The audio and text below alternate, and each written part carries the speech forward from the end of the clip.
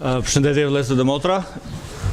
Gëzohem që kemi mundësinë disa prej nesh të mlidhemi së bashku, por gjithashtu gëzohem që gjithë ju që po na ndiqni në ekran, pra ndiqni nga faqja e Facebookut, edhe siç u lajmëroi dha Striti, dash Zoti javën tjetër do të kemi mundësinë që të mlidhemi së bashku si kish, rifillojmë pra hapjen zyrtare të kishës, sigurisht duke pasur parasysh gjithë protokollet pra për të kujdesur për njëri tjetrin, për shëndetin e njëri tjetrit, edhe madje edhe të gjithë njerëzve të tjerë. Por lutemi që Zoti vërtet do të na bëjë të mundur që ne të mlidhemi edhe të kemi mundësinë që të kemi bashkësi së bashku si populli i Perëndisë. Mirë, sot do të kthehemi për herë të fundit te libri i Habakukut, edhe është një studim vërtet, ka qenë një studim i mrekullueshëm që ne kemi qenë duke bërë për rreth 5 javë, kjo është java e 6 që ne kthehemi te Habakuku, edhe do të shikojmë së bashku sot nga Habakuku kapitulli 3, vargjet 3 deri në 19, si të kemi gëzim në mes të shtrëngimeve. Por më lejoni t'ju kujtoj pak edhe një herë se çfarë ka qenë duke ndodhur, një përshkrim të shpejt në të gjithë librin, meqense po vim te fundi i librit. Izraeli, populli i Perëndisë, ishte larguar nga Perëndia dhe në vend, në fakt, siç mësojmë, zotronte padrejtësia. Te Habakuku kapitulli 1, vargjet 2 deri në 4, Habakuku i lutet Perëndisë që të bënte diçka në lidhje me këtë. Dhe i thot Perëndisë, pra ku je? Dhe shikojmë pastaj që Perëndia i përgjigjet në vargjet 5 deri në 11, po, unë tashmë po bëj diçka. Tani në këto moment po ngre, po bëj gati kaldeasit që të vinë dhe të shkatrojnë Judën. Nëse nuk keni hapur tashmë Biblën, pra ju ftoj të hapim te Habakuku kapitulli 3, vargjet 1 deri në 19. Dhe pastaj shikojmë që Perëndia i përgjigjet përsëri Habakukut tek kapitulli 1, vargjet 12 deri në 17, dhe pak a shumë i thot kështu: Zot, ti nuk mund ta bësh këtë. Ti nuk mund të përdorësh kaldeasit për gjykuar ne. Ata janë shumë më të këqij se sa ne. Edhe sigurisht që ne e dimë që kaldeasit ishin të dhunshëm dhe blasfemues. Perëndia i përgjigjet dhe Perëndia i thot që ai po përdorte kaldeasit për të gjykuar Judën, por kjo nuk do të thoshte as pak që Perëndia justifikonte çfarë do të bënin kaldeasit. Te Habakuku 2 mësuam që në fund fare Perëndia thotë që gjithashtu ai do të shkatronte dhe do të gjykonte edhe kaldeasit, babilonasit. Dhe siç e dimë neve, Perëndia do të gjykojë dhe do të sjellë në gjykimin e tij të gjithë njerëzit që refuzojnë të binden atij, të refuzojnë të adhurojnë atë si Perëndi. Mbi Izraelin, popullin e Perëndisë, siç e dimë neve, po vinte gjykimi i Perëndisë, dhe Habakuku megjithse nuk kam më problem me një gjë të tillë, pra nuk thot që kam diçka për të thënë më për këtë çështje, por siç e dim edhe siç e mësojmë kapitullin 3, kjo gjë nuk është e lehtë për Habakukun.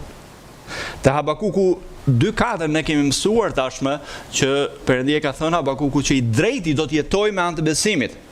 Megjithëse ne nuk e kuptojmë gjithçka që Perëndia është duke bërë, edhe në këtë kohë në cilën ne ndodhemi, edhe në kohën në cilën Habakuku po kalonte, prapë ne kemi besim te Perëndia ynë, që është një Perëndi sovran, një Perëndi i urtë, edhe një Perëndi i mirë. Habakuku 3 në fakt na ndihmon neve që të dimë si të përgjigjemi, pra çfarë të bëjmë në një situatë ku ne kemi të vështirë të kuptojmë se çfarë është duke ndodhur. Edhe kjo është çfarë shikojmë se bën Habakuku, pra në mes të shtrëngimeve, si përgjigjet Habakuku. Javën e kaluar ne kemi parë në mesazhin e 5, në vargjet 1 deri në 2, pra te kapitulli 3 në cilën ne ndodhemi, si të lutemi.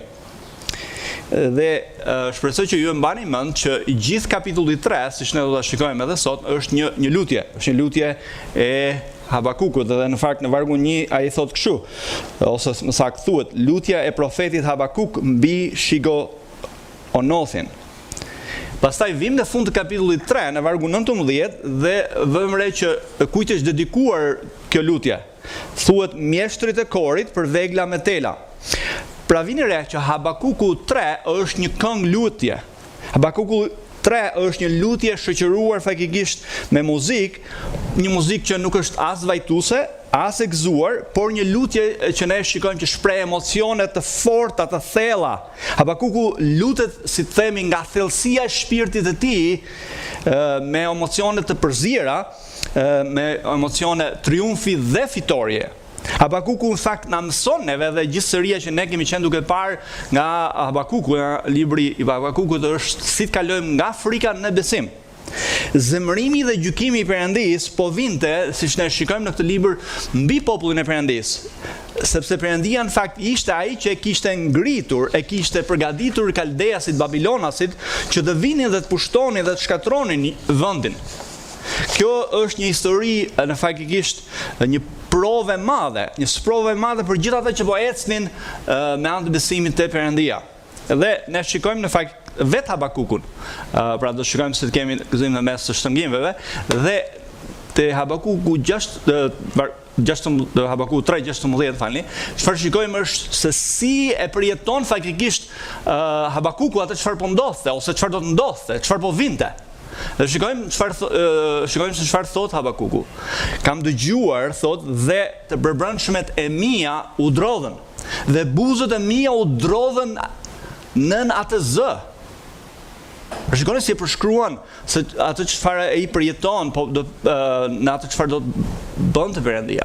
Një krim, thot, hyri në kockat e mia dhe një frikë e madhe më pushtoi, thot, për brenda.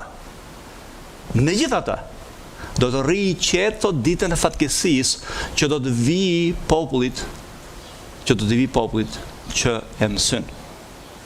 Habakuku thot, një frikë e madhe, thot, më pushtoi për brenda. Të ecësh me anë të besimit, tani duhet kuptojmë që nuk do të thotë që ne nuk kemi frikë. Besimi kalon përmes sprovave, besimi kalon përmes shtrëngimeve, por ai mëson gjithashtu se si të mbështetet, të kapet fort tek Perëndia.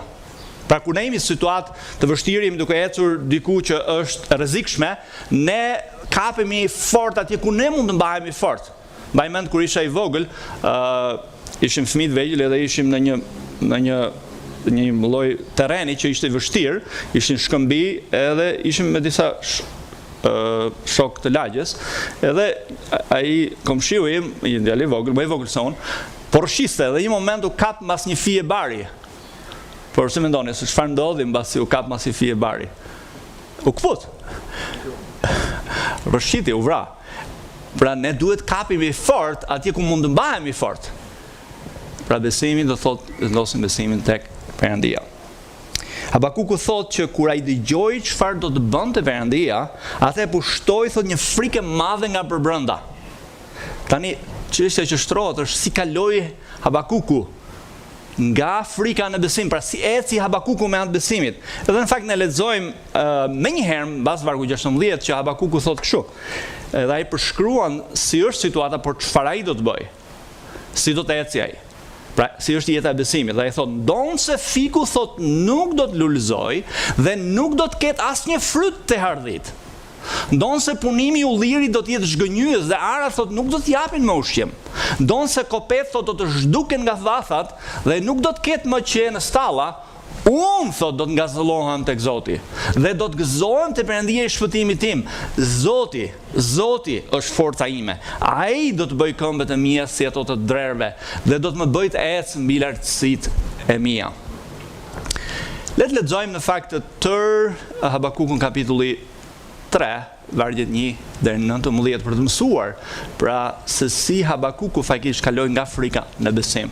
Pra si Habakuku eci me anë të besimit në këtë kohë të vështirë në cilën ai po do të kalonte, kur do të vinte pushtimi Babilonas mbi Judën.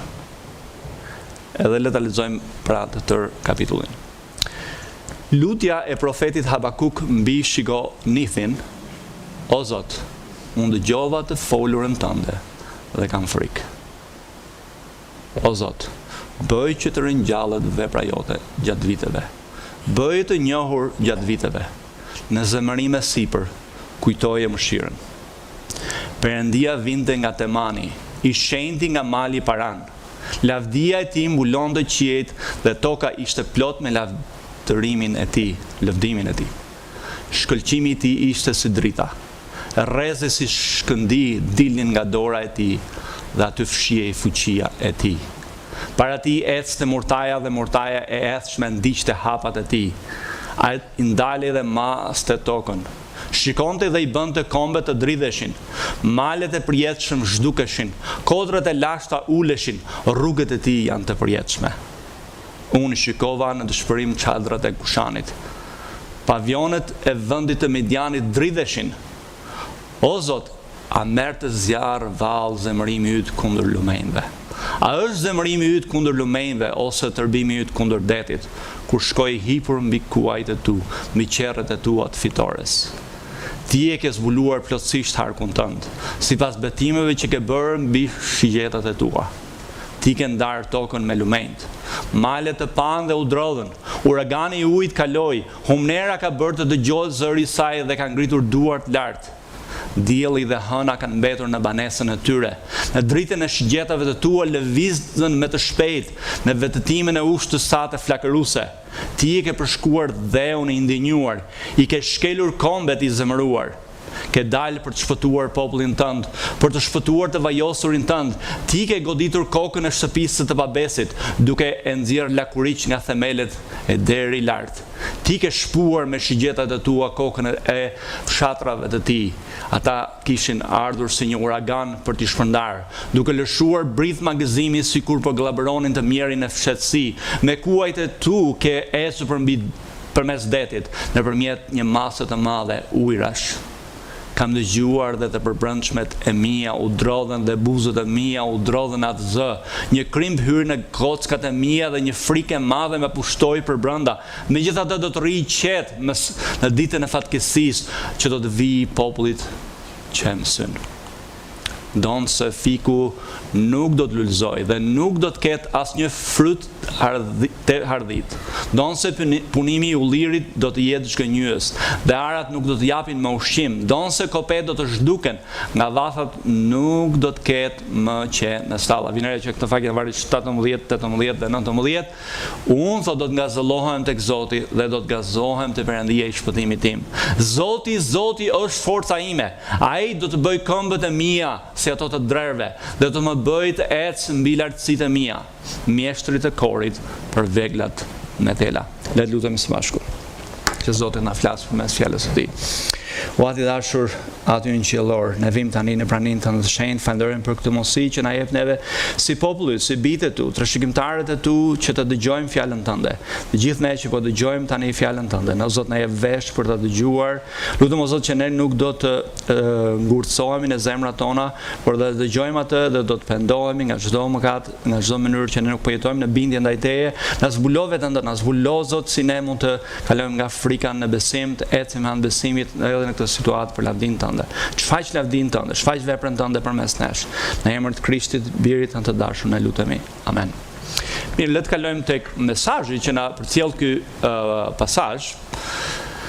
Në mes të shtrëngimeve ne mund të përjetojmë gëzimin e Zotit, duke reflektuar mbi të vërtetën kush është Perëndia dhe çfarë ai ka bërë për ne, dhe përkushtohemi me besim te Perëndia ynë sovran, I urtë, I mirë dhe besnik.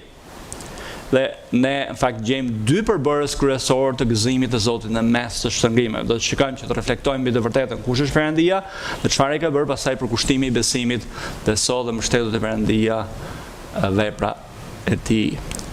Le të ndalemi te përbërësi I parë, pra le ndalemi te përbërësi I parë I gëzimit në mes të shtrëngimeve.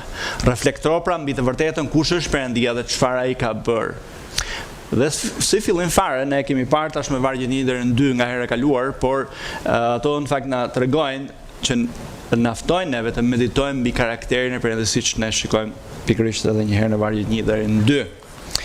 Edhe ne pam në këto vargje që fokusi I lutjes së besimit, pra të ecjes me besimin tek Perëndia është besimi ynë kush është Perëndia, besim te shenjtëria e tij, te vepra e tij, te lavdia e tij dhe shfaqja e veprës së tij përmes nesh, për cilën ne jemi krijuar, për cilën ne jemi shpëtuar.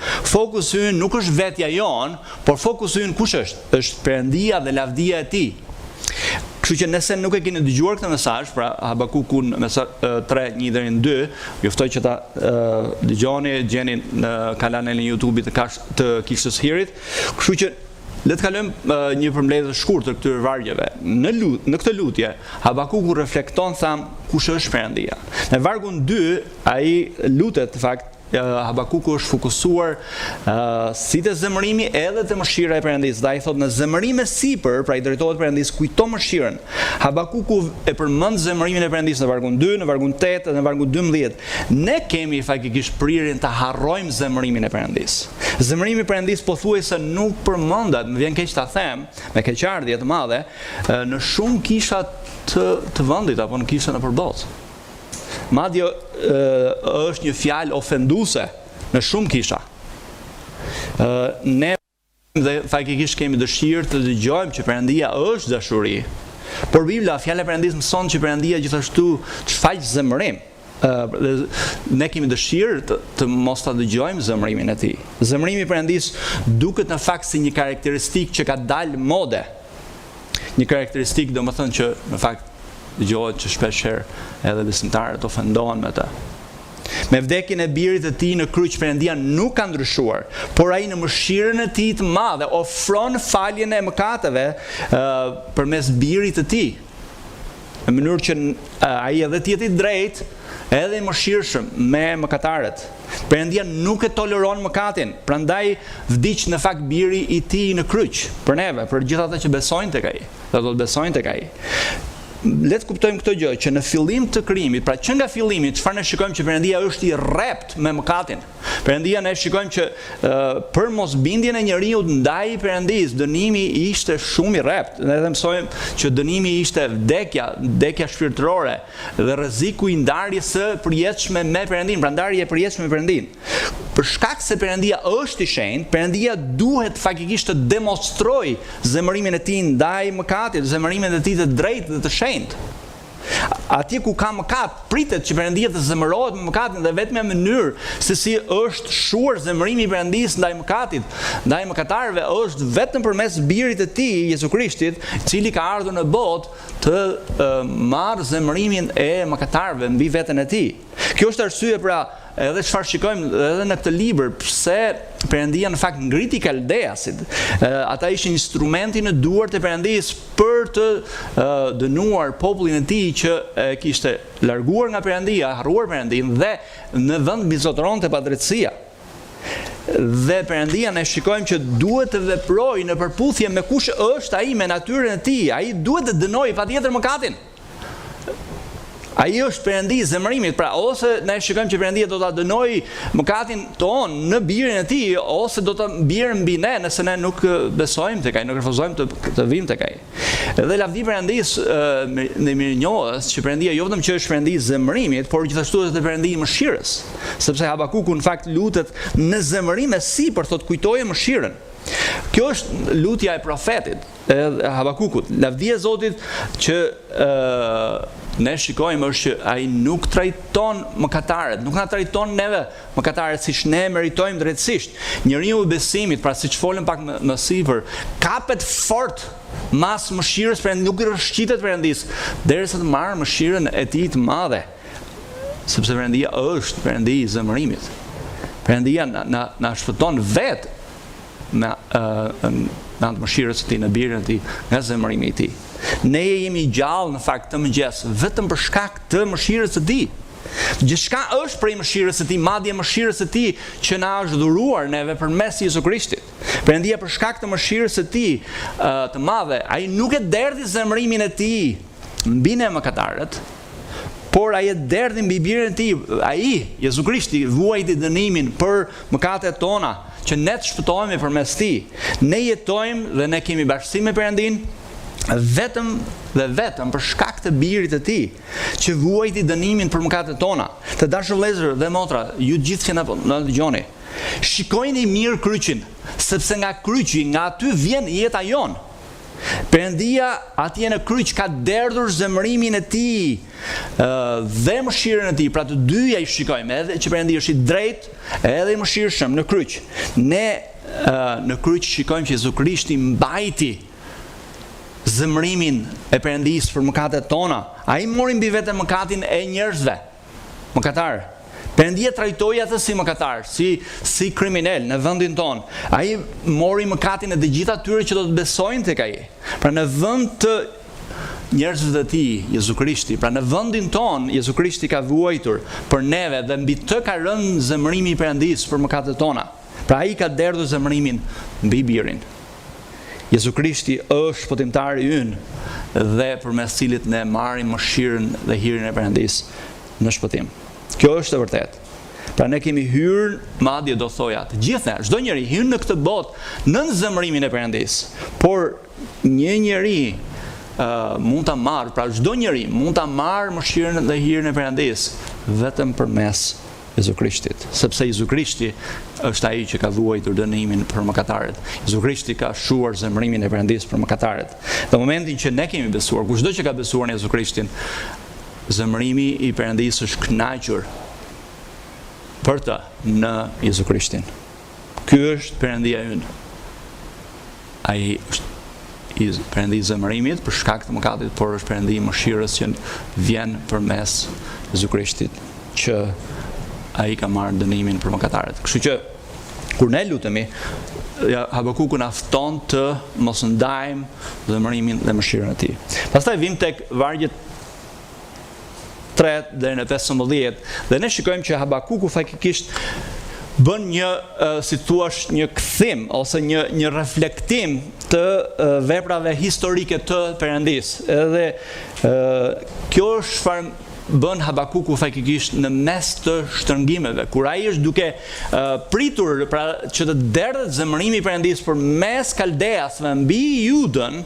Çfarë bën Habakuku? Habakuku faktikisht kthehet në të kaluarën. Në të kaluarën çfarë ka bërë Perëndia dhe aty gjen shpresë në kohë krize.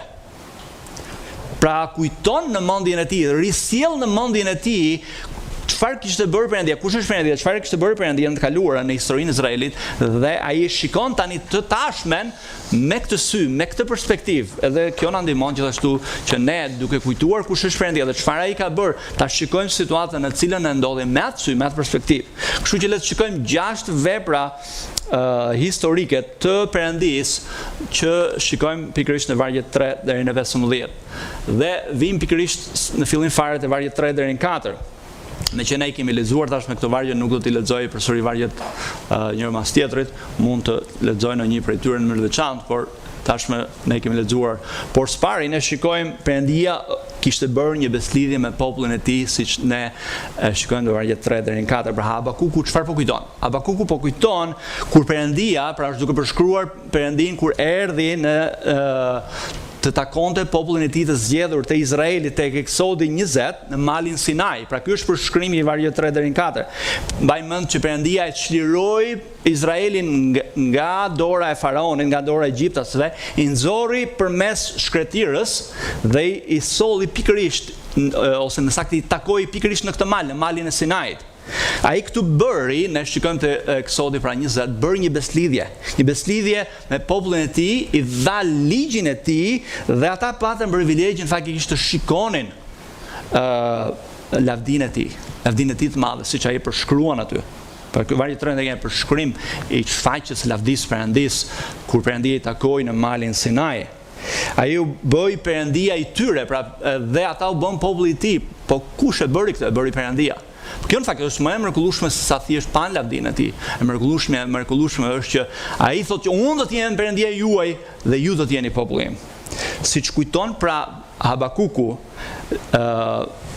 atë çfarë kishte bërë Perëndia, që Perëndia kishte filluar me popullin e tij, pra bërë beslidhje me popullin që ai ishte pjesë e popullit Perëndisë. Ashtu ne duhet të bëjmë të njëjtën gjë, të kujtojmë kush është Perëndia, çfarë i ka bërë, dhe do të shikojmë pak më poshtë se çfarë do thotë kjo për ne. Por Habakuku pra kujton këtë vepër të parë të Perëndisë, pra beslidhjen e Perëndisë me popullin e tij. Pastaj në vargjet ose më saktë në vargun 5, Perëndia dërgoi plagët. Habakuku po kujton faktikisht se si Perëndia çliroi Izraelin nga dora e faraonit, nga dora e Egjiptit. Dhe ju e mbani mend që faraoni nuk donte lejonte popullin e Perëndisë që të largohej dhe mbani mend që Perëndia çfarë bëri. Perëndia dërgoi vlagët 10 plagë, siç i lexojmë faktikisht më ftoj ta lexoni në kohën tuaj tek Eksodi kapitulli 7 deri në 12 dhe shikojmë njëra pas tjetrës plagën më saktë e parë të gjakut, bretkosave, mushkonjave, mizave, ngordhja e baktis, ulshrat, breshëri, karkalecat, errësira dhe vdekja e të paralindur, gjithë paralindurve në Egjipt, përveç Izraelit. Kur Perëndia dërgoi plagën e 10, egjiptasit në fakt po i luteshin izraelitëve, largoni, sa më shpejt largoni, dhe madje u dhanë edhe dhurata, largoni. Dhe faraoni i lejoi. Edhe ne shikojmë çfarë fitorie të madhe të Perëndis. Pastaj Habakuku kujton në vargun 6 deri në 7, Zoti bëri kombe të dridheshin. Edhe këtë gjejmë pikërisht në vargjet pra 6 deri në 7. Kushani dhe Medianit, në cilën janë përmendur në këtë vargje, janë kombet, fiset arabe që jetonin afër Edomit, aty ku po ndodhin këto ngjarje. Dhe Perëndia mundi egjiptasit dhe në mënyrë të mrekullueshme u kujdes dhe siguroi për izraelitët, për 2 milion izraelitë. Dhe i çoi ata në shkretir, dhe kur këto kombe dëgjuan se çfarë kishte bërë Perëndia e Izraelit, në fakt thuhet ata i zuri frika, u dridhen. Ata e dinin që nuk mund t'i bënin ball Perëndisë së Izraelit. Kjo është çfarë duke kujtuar Habakuku. Pastaj në vargjet 8 deri në 10, Zoti luftoi thot si një luftëtar, edhe unë shpresoj ju lexoni në Biblën tuaj vargjet 8 deri në 10, Perëndia është përshkruar si një luftëtar për popullin e tij. Habakuku sjell pra pikërisht këtë gjë në mendje kur Perëndia ndau detin e kuq në mes. Habakuku e shpreh këtë në fakt interesante në mënyrë poetike, dhe ju më thoni pse në mënyrë poetike, sepse kjo e bën atë një mënyrë më të mirë për ne që të reflektojmë, pra sepse Habakuku po reflekton mbi veprën e Perëndisë. Habakuku nuk është thjesht duke na dhënë informacion. Fjala e Perëndisë nuk është thjesht informacion me qëra fjala. Fjala e Perëndisë është për të reflektuar mbi të. Reflektuar kush është Perëndia, çfarë ai ka bërë. Dhe Habakuku po lavdëron Perëndin për çfarë ai ka bërë. E shikon atë dhe e bën atë të shpërthej në këngë, në adhurim, në lavdërim për Perëndin, çfarë ai ka bërë në të kaluarën. Ai po lavdëron Zotin. Kam frikë se shumë prej nesh, në fakt, nuk di, madje sidomos në këtë kohë, të reflektojmë dhe të mendojmë në këtë mënyrë. Ne kemi të vështirë të ndalojmë për një moment. Ne kemi vështirë të fokusohemi në një moment, të reflektojmë kush është Perëndia dhe çfarë ai ka bërë. Jetojmë faktikisht në botën e madhe të informacionit, bombardohemi nga të gjitha anët e mundshme. Televizori, Facebooku, telefoni, WhatsAppi, domethënë nga gjithë anët, domethënë kado që të shkosh, je i bombarduar. Dhe këtë vështirë të reflektojmë, të ndalemi, të fokusohemi te Perëndia ynë, kush është ai dhe çfarë ai ka bërë. Na duket e vështirë të qëndrojmë pra vetëm për pak kohë të marrim të mbledhim mendimet tona dhe të fokusohemi. Ne madje kam frikë se kemi trajnuar veten tonë që e kemi shumë të vështirë. Në fakt, disa njerëz mendojnë që kisha të jetë sa më shkurt, të jetë sa më zbavitse, sa më kështu, sepse në fakt është e frikshme, në fakt po mendoj unë që e kemi shumë të vështirë. Në fakt, nëse nuk është një gjë zbavitshme, një diçka që më zbavit mua, e kemi vështirë të fokusohemi. E kemi trajnuar veten tonë që të mos fokusohemi. Edhe nuk qëndron problemi te gjatësia e shërbesës apo te gjatësia e predikimit. Sigurisht që predikimi ka kohën e vet, apo shërbesa. Por problemi kam frikë se qëndron tek ne. E kemi vështirë të dëgjojmë me vëmendje. E kemi vështirë të reflektojmë. E kemi vështirë të meditojmë. Mendja është gjithandej. Sigurisht që nuk është e lehtë, por në këtë lutje në kapitullin 3 pothuajse Habakuku nuk na ka thot asnjë gjë të re në fakt, që tashmë ai nuk na ka thënë në kapitullin 1 deri në 2. Pse na ka rithënë, pse ka rithënë këto gjëra? Le të kujtojmë që në fund të kapitullit 3, që siç e lexuam në fund vargut 19, Habakuku e dha këtë që të jetë një lutje për të kënduar, për të reflektuar mbi të. Kjo do thotë që ka raste kur ne kemi nevojë më shumë se sa për informacion. Pra edhe një fjallë e Perëndisë nuk është thjesht informacion. Ne kemi nevojë të meditojmë mbi fjalën e Perëndisë. Ne kemi nevojë ta thithim atë, ta përvetësojmë atë. Çfarë ne kemi marrë? Çfarë do thotë kjo për jetën tonë? Si duhet jetojmë? Pra nuk është thjesht një gjë abstrakte, po e besoj, e mbroj me përpikmëri të madhe, por ajo e vërtet duhet të transformojë jetën tonë, ose ne nuk e besojmë atë. Meditimi sipas fjalës Perëndis do thotë që e sjellim dhe e përsjellim në mendjen tonë të vërtetën kush është Perëndia, çfarë ai ka bërë, siç është zbuluar në fjalën e tij, dhe sipas Josueut 1:8 do thotë që vetëm atëherë do të jemi të suksesshëm. Lexojmë, meditojmë, studiojmë dhe zbatojmë fjalën e Perëndis. Fjala e Perëndis është shkruar për të zbatuar. Kështu që Habakuku vazhdon reflektimin e tij pastaj në vargjet 1 deri në 12, dhe Zoti pushtoi tokën e premtuar. Edhe është duke i referuar kohës në cilën Perëndia e bëri këtë. Tani Habakuku kujton pra pikërisht një moment të veçantë kur Perëndia thotë bëri që të ndalonte dielli në qiell. Tani dikush në kohën moderne mund thotë, a ndaloi Perëndia tokën apo ndaloi diellin? Sigurisht që Perëndia ndaloi lëvizjen e tokës, por nuk e di në fakt çfarë mund të ketë bërë Perëndia, por supozoj që Perëndia ka ndaluar lëvizjen e tokës, por në qiell ata pa ndalimin e diellit. Ata po thjesht përshkruajnë çfarë ndodhi. Kështu që Perëndia ndaloi diellin kur izraelitët pushtuan Gibeonin, falni. Habakuku i kujton Perëndis çfarë Perëndia kishte bërë dhe që ta ribëj përsëri këtë gjë. Dita po vinte kur në fakt populli i Perëndis do të ndeshej me Babilonasit dhe Perëndia si kujton thotë bëje thotë përsëri këtë gjë që bëre me kombet në atë kohë. Kur ti bëre që populli të hynte me dorë të fuqishme përmes teje, siç shkruan ai, si përshkruan në vendin e Kanaanit. Pastaj vim tek reflektimi i tij fundit në vargjet 13 deri në 15, Zoti i mundi egjiptasit në detin e Kuq. Edhe shpresoj që ju tashmë keni përvetësuar këtë vargje, lexuar këtë vargje, reflektoni mbi to, por ndërsa lexojmë këtë vargje, shikojmë pak që Habakuku faktikisht nuk duket se po mendon në mënyrë kështu si thosh të rreshtuar gjërat në kronologjinë historike. Ai përmend se si bëri Perëndia beslidhjen me popullin e tij në malin Sinai, pastaj dërgoi plagët dhe pastaj drodhi kombet e Transjordanisë, si quhen, pastaj kthehet te fitoria në detin e Kuq, pushtoi tokën e premtuar dhe pastaj prap kthehet përsëri tek fitoria në detin e Kuq. Çfarë është duke bërë Habakuku me qëra fjala? Dikush mund të thotë, këtu Bibla fjalë e Perëndisë shikoj si bëhet lëmsh atë. Jo. Thjesht duhet të kujdesshëm kur lexon fjalën e Perëndisë. Le të përpiqemi ta analizojmë. Këto 6 ngjarje historike, çfarë në fakt kanë të përbashkët në tërësinë ato? Të gjitha këto ngjarje kanë të bëjnë me çfarë bëri Perëndia për të formuar popullin e tij gjatë eksodit. Për gjatë dhjetës së vjetër kur njerëzit e Perëndisë hastin vështirësi, ata apo luteshin, ata kujtonin eksodin.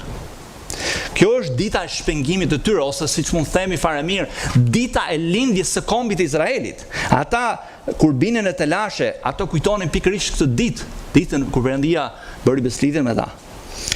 Kur ata përballeshin me krizë identiteti, përsëri ata kujtonin eksodin. Kur ata përballeshin me sfida të mëdha, përsëri kujtonin eksodin. Po për ne, si populli i Perëndis, ne jemi gjithashtu populli i Perëndis, apo jo? Edhe ne jemi, por çfarë kujtojmë neve? Cila është ngjarja më e madhe e gjithë historisë? Në fakt të tërë popullit të Perëndis, domethënë ngjarja e eksodit në fakt është një projekcion i ngjarjes kulminante çfarë po bënte Perëndia. Perëndia po përdiste popullin e tij, këtë kombin e Izraelit nga cilën do të vinte shpëtimtari në botë, apo jo? Për ne ngjarja më e madhe është çfarë ndodhi jashtë Jeruzalemit në vitin 30 pas Krishtit. Kur ne lutemi, ku e kthejmë syt? Qendra e botës tonë cila është? E popullit të Perëndis, është kryqi. Shpresa jone vetme i ka themelet në kryq. Kjo është arsye pse lutemi faktikisht në emër të Krishtit. Çdo herë që ne shkojmë te Perëndia, ne shkojmë te kryqi, madje sepse kryqi, mbani mend, është vepra kulminante, vepra më e madhe e tregimit të gjithë lavdisë kush është Perëndia dhe çfarë ai ka bërë. Kur ne jemi në vështirësi, le të kthejmë syt mbrapsht në histori. Dhe historia jonë, jeta jonë figuron pikërisht në kryq. Perëndia ynë ka treguar edhe një herë veprën e tij të madhe, çfarë ka bërë për ne, çfarë ka arritur për ne dhe në bazë të asaj është çfarë është duke bërë në jetën tona. Dhe në bazë të asaj ne lutemi në këtë kohë shikojmë situatën. Pra kemi parë fokusi jonë në mënyrë që ne të njohim gëzimin e Zotit. Pra përbërësi kryesor i gëzimit në Zotin, është fokusi ynë kush është Perëndia dhe çfarë ai ka bërë, të vepra e tij. Tani le të kalojmë tek përbërësi i dytë dhe i fundit i gëzimit në Zotin, përkushtimi i besimit, beso dhe mbështetu te Perëndia të vepra e tij. Vim tek vargjet në fund fare, vargu 16 dhe 19, dhe ne tashmë kemi lexuar vargun 16, në fakt si përgjigjet Habakuku, pra duke menduar atë çfarë do të ndodhte në Jud, në Izrael. Habakuku faktikisht e përshkruan mirë dhe më le të kujtoj edhe një herë vargun 16. Kam dëgjuar, thot. Çfarë ka dëgjuar? Ka dëgjuar nga Perëndia çfarë ishte përgatitur Perëndia të bënte. Dhe të përbrëndshmet e mia, thot, o drodhen, dhe buzët e mia o drodhen atë zë, thot, që kam dëgjuar. Ai zë, thot, akoma, domethënë më ka e kemi të shprehjen në shqip që themi, në dridhet shpirti. Domethënë aq e frikshme, llatarshme është ajo çfarë Perëndia po përgatis të bënte. Edhe ai thot, një krimb, thot, i hyri në kockat e mia, dhe një frikë e madhe, thot, më pushtoi nga brenda. Edhe kjo është e mrekullueshme fakt për fjalën e Perëndisë.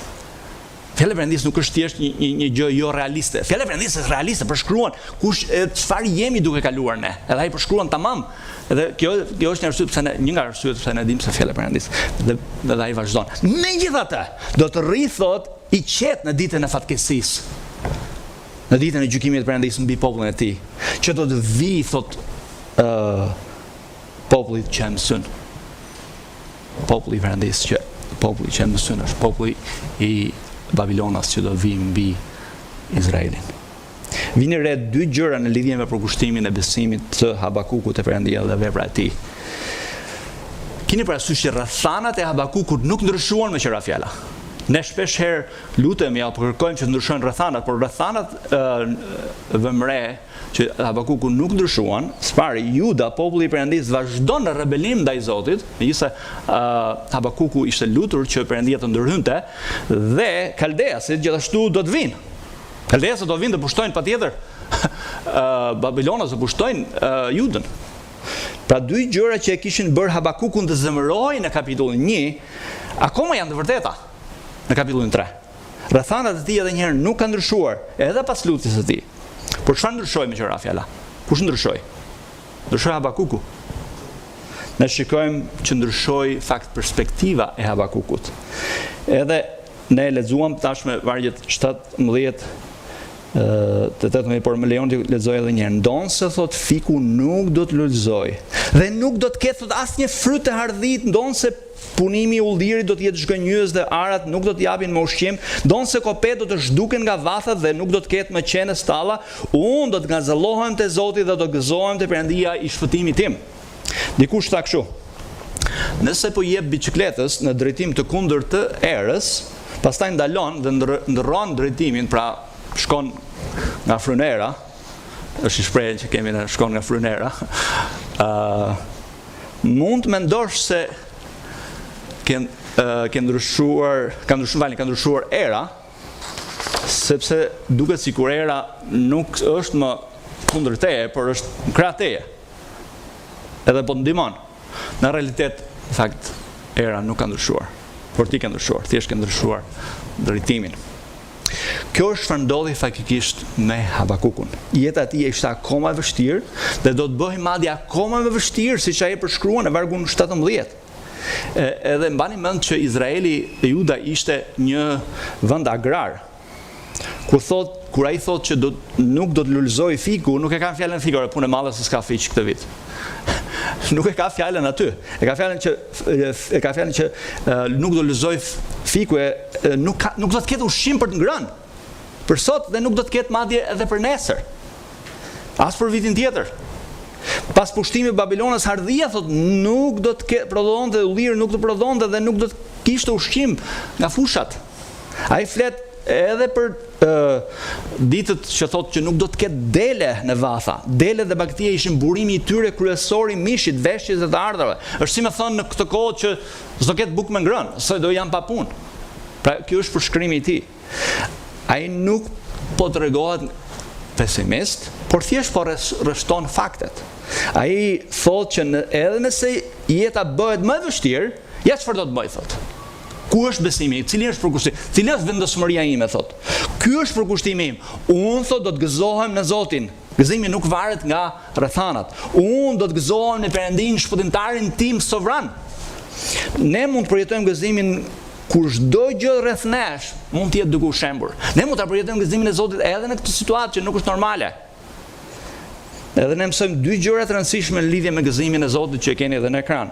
Gëzimi nuk varet, pra që kemi thënë tashmë, nga rrethanat, por më tepër gëzimi varet nga Zoti, nga marrëdhënia jonë me Perëndin, nga njohja e Perëndis. Habakuku gjeti gëzim në Zotin dhe jo te rrethanat, sepse rrethanat e tij nuk ndryshuan. Në fillim të librit ai fillon mbani mend me pyetjen: deri kur o Zot do të vërtas dhe ti nuk do të më dëgjosh? Dhe si e përfundon librin? Si përfundon Habakuku? Me pak fjalë mund të themi kështu: nuk ka rëndësi sa gjatë o Zot do vonohesh. Kjo varet nga ti, varet nga Perëndia. Ai e din se çfarë bën. Perëndia është sovran, ai e din se çfarë është duke bërë. Unë do të gëzohem, thot, te Perëndia. Çfarë e solli ndryshimin? Mbani mend edhe një herë, Habakuku në kapitullin 1 e shikojmë që çoi problemin tek Perëndia dhe në vend që të largohej nga Perëndia, u mbajt fort, u kap fort tek Perëndia. Nuk mjafton thjesht t'i hedhin problemet tona ose të hapim zemrën tonë tek Perëndia. Habakuku 2 ne mësojmë që Perëndia foli dhe çfarë bëri Habakuku? Habakuku dëgjoi.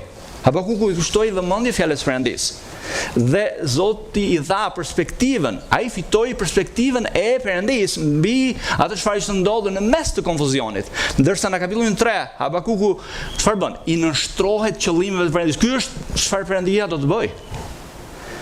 Dhe ai thot pak a shumë: o Zot, u bë vullneti yt. Kjo është çfarë do të bësh ti, lavdi emri tënd.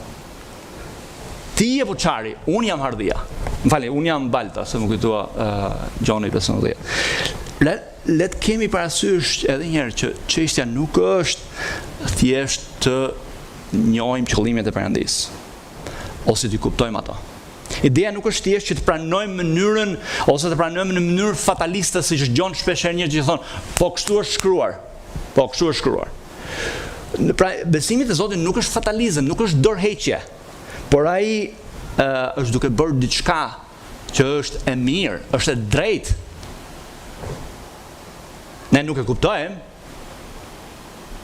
por ne kemi besim çfarë është duke bërë është e mirë. Vineri Habakuku thot: unë do të gëzoj te Perëndia, te shpëtimtari im. Dhe Habakukun së treti vëmë re, pra rrethanat Habakuku nuk ndryshuan, Habakuku ndryshojmë, dhe së treti ne shikojmë që Habakuku bëri Perëndin forcën e tij. Me këtë do ta mbyllim. Dhe ai përsëri thot: Zoti është forca ime, ai do të bëj këmbët e mia si ato të drerëve, do të më bëj të ecë mbi lartësitë e mia. Edhe Habakuku në fund të librit e ul penën, ai zgjedh çfarë? Të përkushtohet dhe ai thot: nuk ka rëndësi me se si shkojnë gjërat, se çfarë do të bëhet. Unë thot do të gëzohem te Perëndia im sovran. Ai do të gëzohet në dy gjëra që I kam theksuar tashmë. Të theksuar kush është Perëndia, theksuar se çfarë bën Perëndia, dhe këto janë dy të vërteta të mrekullueshme që janë të vërteta për gjithë ne si njerëzit e Perëndis.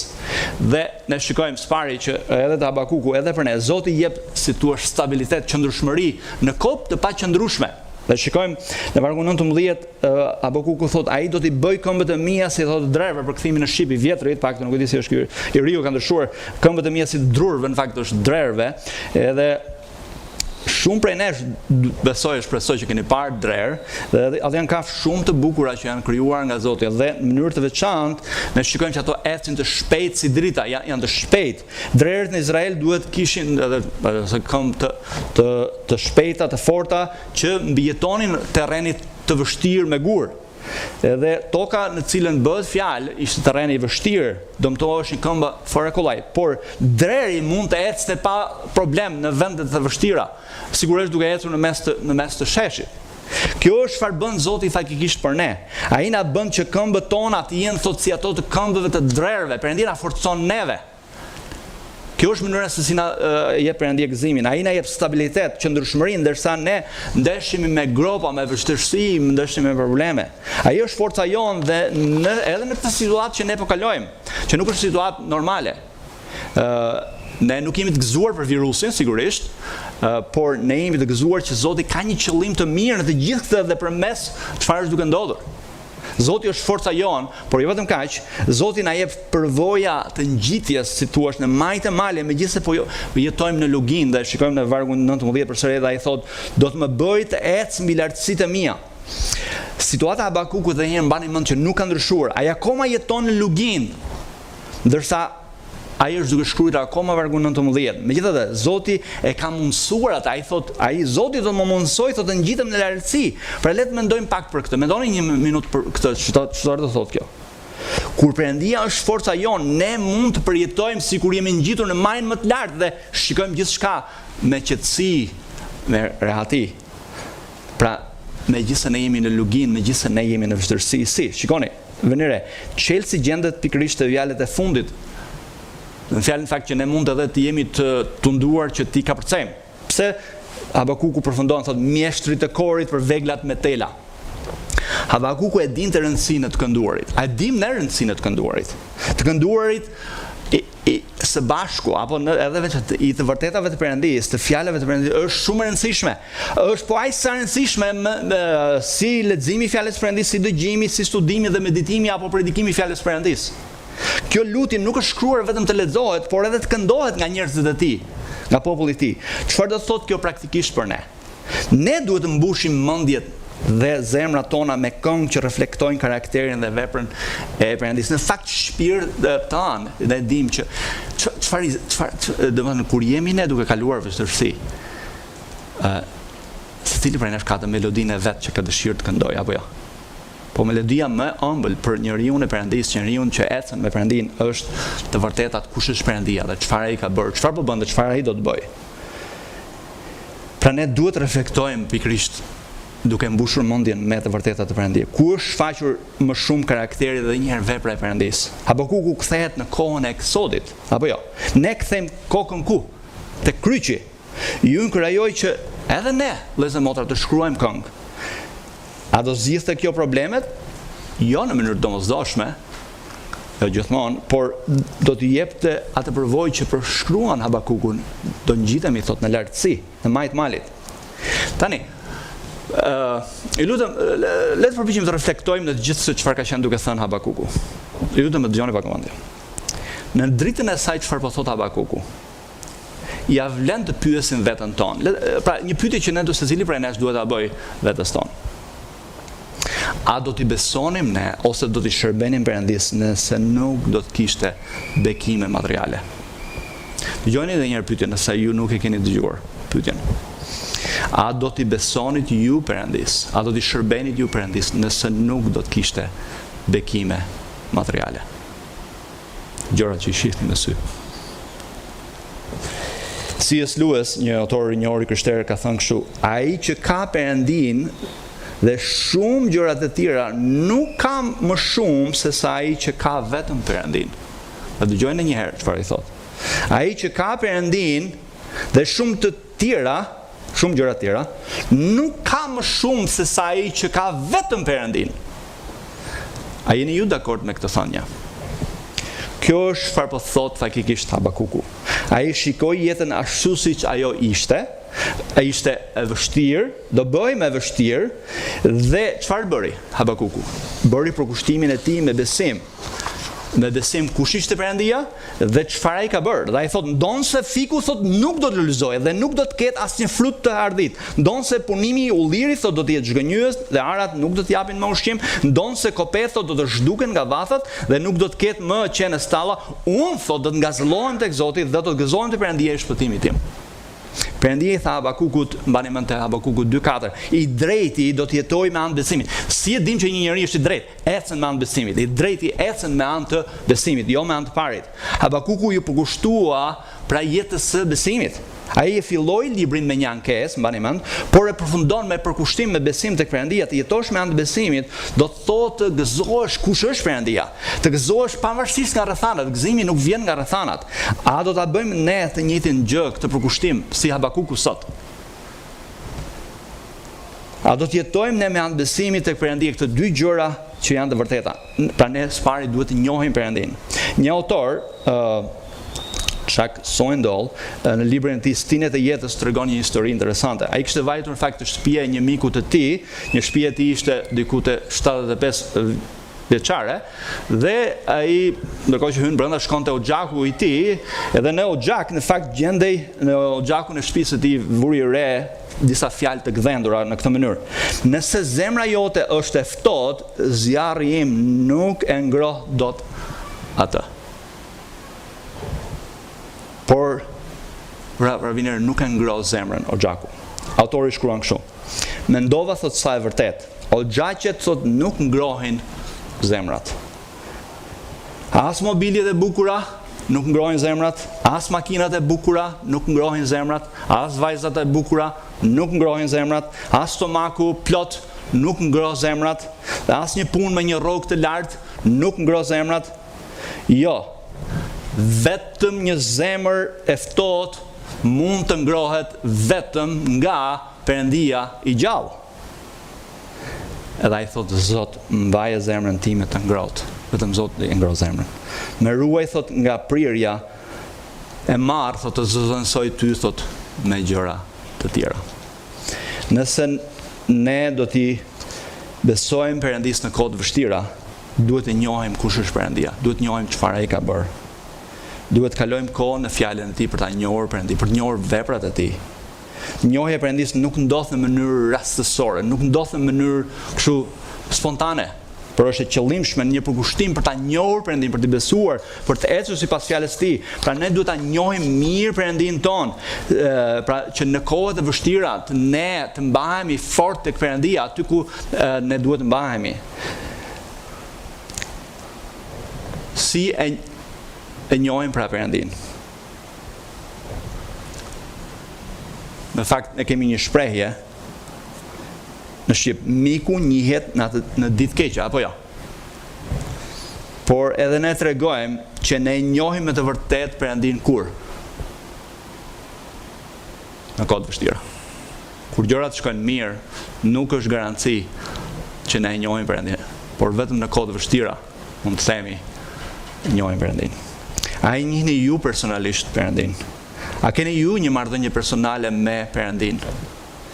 A jeni ju penduar nga mëkati, nga besimit e vetja juaj, nga mirësia juaj, nga drejtësia juaj, që ju jeni njëri i mirë dhe i bindur, prandaj Perëndia ju bekon juve, ju shem me sytë mirë, dhe ai do t'ju pranojë juve në qiell në parajs. A keni besuar në fakt ju te Krishti dhe vetëm te Krishti për shpëtimin tuaj? Nëse nuk keni penduar nga vetëdrejtësia juaj, që nëse nuk jeni penduar që ju jeni njëri i mirë dhe Perëndia ju pranon sepse ju jeni njëri i mirë, dhe nëse nuk keni besuar në Krishtin dhe vetëm në Krishtin për shpëtimin tuaj, më lejoni të them me keqardhje dhe me trishtim, pavarësisht se çfarë ju besoni, ju jeni në nënzëmërimin e Perëndis. Jemi në nënzëmërimin e drejtë Perëndis. Zemërimi i Perëndis mund të shuhet ndaj jush vetëm përmes besimit në Zotin Jezu Krisht.